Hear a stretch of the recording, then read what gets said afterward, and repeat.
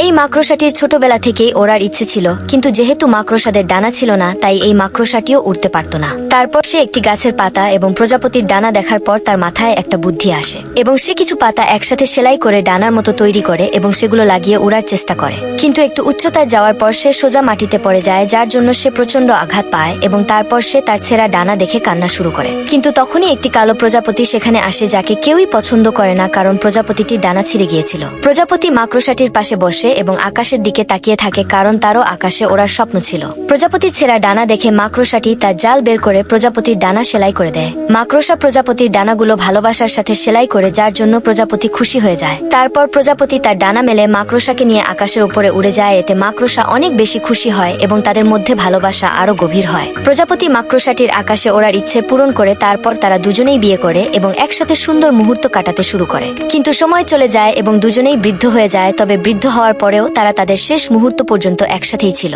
এবং তারপর তারা তাদের চোখ বুঝে পৃথিবী থেকে বিদায় জানায়। কিন্তু তাদের রেখে যাওয়া ডিম থেকে কিছুদিন পরে একটি বাচ্চা বের হয়। বাচ্চাটি বের হয়ে এই সুন্দর আকাশ দেখে আকাশে উড়ে যায়। যাওয়ার আগে আপনার ফোনে কতটুকু চার্জ আছে সেটা কমেন্ট করে বলুন।